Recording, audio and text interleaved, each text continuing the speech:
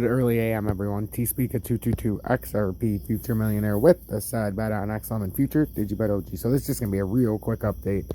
As you can see, we've been going up and down, up and down, up and down. Just playing the same zone. We've had, not for Doge, let's go to Bitcoin. For Bitcoin, we've had the two bottoms right here, where we've had 1 point, 2 point, but we've had multiple times where we've tried to come through here now. We had one here, went back up. One here, one here, one here. This could be a fifth time. So, I came on right now because it's a very interesting time at 1 o'clock, as you know. The other markets, on the Asia side of the world, the Asian markets, they start to play a little bit more of a factor. And they tend to pump crypto up at this time of the night, so we're going to see what happens. I gave out a really good spot with numbers where you could buy all day for the last couple days, just in case it does go up. And there's no guarantee it goes up, ladies and gentlemen. It's not looking great, but it's held this level for a very long time. If it were to fall through, we already know the next level on Bitcoin is 45.7 roughly, but we're not going to spend a lot of time on that. We're here for XRP. Take a minute, hit that like button, subscribe if you're new to the channel, or if you're one of the 12.2% of my audience that has not subscribed but watches. I'd appreciate if you would subscribe. I'm trying to get the name out there more and more, but I need your help. If you want to check out my Swing Traders Anonymous or my Twitter page, which the Swing Traders Anonymous is my second YouTube page that just went over, 430 subscribers now. You can find those links in the video description. But with XRP, guys, I'm going to bring it into the 1 minute, and we're going to, I don't know where all my lines are. They must have got deleted.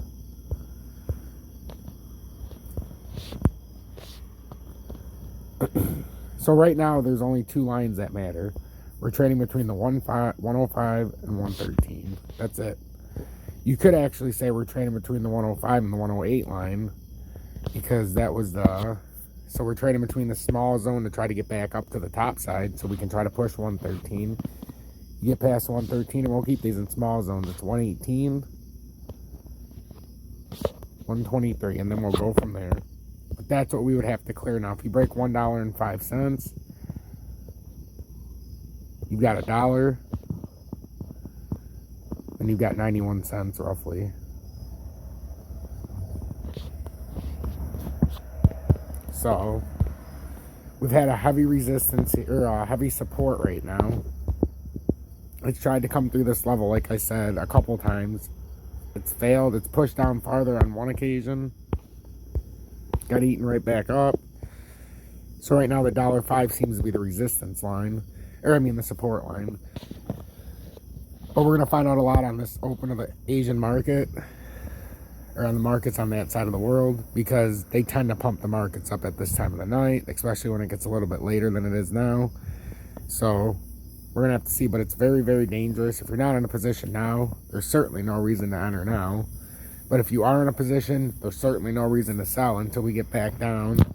Bitcoin, your sell zone would be, because it definitely looks like it, this is one thing that it looks like it could be working on. So you got this little round. What if it does do that? We've seen this kind of a pattern a lot. We get this kind of hanging W look, and then it flies off. So that's one thing I am looking at, especially with Bitcoin, because if Bitcoin does it, they're all going to follow. So what I'm saying in the 15 is you got, it's coming around, right? It comes around, comes down, comes around. Now if this pulls up, it could be a sideways and up with a double confirmation on the bottom. It's a little ascending, but then you've got other points where it actually hit if you came across here. And then you could say it started bouncing up. So there's a lot of stuff that's going on right now. I think a lot more than meets the eye with the normal trader. Not to mention all the manipulation. And then if it falls through here, you start bouncing up like this until it fell back down through there. So that's basically what you're looking at. We're trying to run this ascending line. But really what we're trying to do is break out. Because that actually did set up perfectly for a W if it decides to take that path. That is pretty crazy how that developed. I noticed that with Doge first. Like, hey, we're coming around, and then, well, if we decide to pull around, now we got kind of a fucked up W that was hanging from the side. It's so funny. So anyhow, I'm rambling, but that's what you need to know. If it falls, you know, you gotta have your stop loss if you're in. But if it falls below, if you're in Doge, if you see it below 26.4, out, because it goes to 25.7. And then XRP, if you see it below $1.05, obviously you'd get out because it's gonna go to $1 minimum. If you're trying to swing trade, that is. So hopefully this helped. Stay blessed, everybody. And then XLM and DGB are the same thing. XLM's riding its resistance. Support right now, and it's been pretty good support, as we've already talked about before it ever came down here at that 32.5 cent range. We've got it down right there. And right now it's trying to come back up to that 36, but it's got one support or resistance zone that it's bouncing between at 34.5. So it's got to break over the top side of that. If it breaks down below 32.5, you're likely going to 30 cents and then 28. In DGB, you guys already, we've talked about DGB a lot, but if DGB falls below the 6.1, it's got a date with 5.8 and then likely 5.3. So that's what we're looking for. DGB is going to try to pop back into this zone and then try to trade to the 6.7 region and ultimately try to end up here and prove that spot as resistance and not support. That's what I'm looking for with all of these, that it's going to at least get up there, tap it, prove that we don't have any more support up there, and finally put the rest that's resistance up here. So with XRP, you know, we're trying to make 118 resistance now. Hey, it came down, now we come back and then we get shot down. It'd be the perfect omen. Same thing with those, and then it creates that cup and handle, and then it can pour out. So that's what I think could be going on here, but you have to be ultra careful. Like I said, the safest place is not in. But when you're not in, you can't win.